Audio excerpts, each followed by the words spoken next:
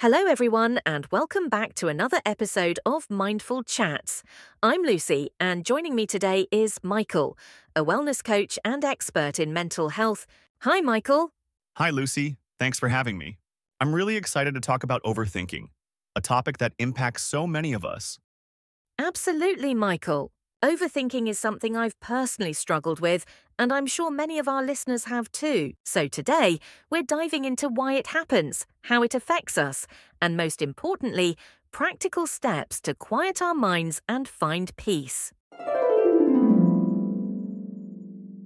Let's start with the basics, Michael.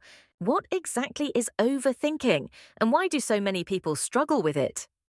Great question, Lucy. Overthinking is when we obsessively analyze situations, replay scenarios in our heads, or worry excessively about decisions. It's like our minds are stuck in a loop. A big reason people struggle with it is fear. Fear of making the wrong choice, fear of failure, or even fear of the unknown. That makes sense. I've noticed that when I overthink, it's often because I'm worried about what could go wrong. But is overthinking always a bad thing? Not always. Sometimes thinking deeply can help us plan or solve problems. But when it becomes excessive and stops us from taking action or enjoying the present, that's when it becomes a problem. Interesting. So overthinking can be useful in moderation, but too much of it can be harmful. What are some signs that someone might be overthinking? Signs include constantly replaying past mistakes, struggling to make decisions, or feeling anxious about things out of your control. It can also show up physically, like trouble sleeping, headaches, or feeling mentally exhausted. Why do we overthink in the first place? Is it just part of our nature? In some ways, yes. Our brains are wired to solve problems and protect us from danger. But in today's world, we're bombarded with information and choices, which can overwhelm our minds. Factors like stress, perfectionism, and low self-esteem also contribute to overthinking. So the more choices or pressure we face, the more likely we are to get stuck overthinking. Exactly. It's like standing in front of a giant menu at a restaurant and not knowing what to order. It can be paralyzing. Okay, Michael, let's get to the part everyone's been waiting for. How can we stop overthinking and calm our minds? Sure, Lucy. There are several techniques that can help. Here are a few practical ones. Perfect. Let's go through them one by one. What's the first step? Step 1. Practice mindfulness. Mindfulness is all about focusing on the present moment. A simple way to start is with a breathing exercise. Inhale for 4 seconds, hold for 4 seconds, and exhale for 4 seconds.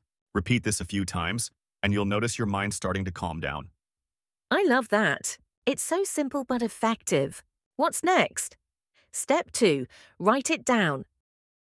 Journaling is another great tool. When you write your thoughts down, it helps you process them and gain clarity. Ask yourself questions like, what's worrying me? Or, can I control this? That's a good one. Writing really helps me organize my thoughts. What's the third tip? Step 3. Set time limits. Set a specific amount of time to think about a problem, like 10 minutes. Once the time is up, move on. This helps prevent endless cycles of overthinking. That's such a smart idea. It forces you to make a decision instead of dwelling on it. Michael, a lot of overthinking comes from negative thoughts. How do we deal with those? That's a great point, Lucy.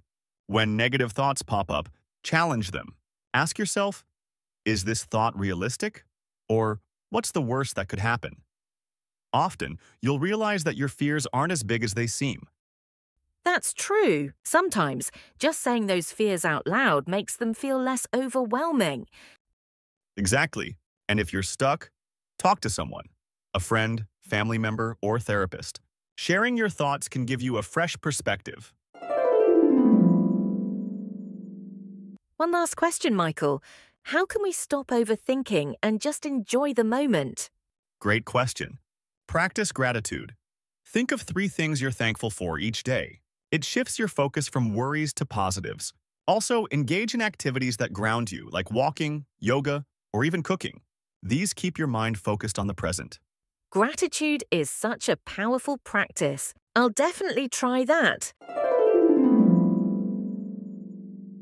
Michael, thank you so much for sharing these incredible tips. I've learned a lot, and I'm sure our listeners have too.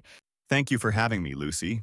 Remember, overthinking is something we all deal with, but with practice, it's absolutely manageable. Absolutely. And to our listeners, don't forget to download today's free PDF with all the tips and exercises Michael shared. Take a small step today toward a calmer mind.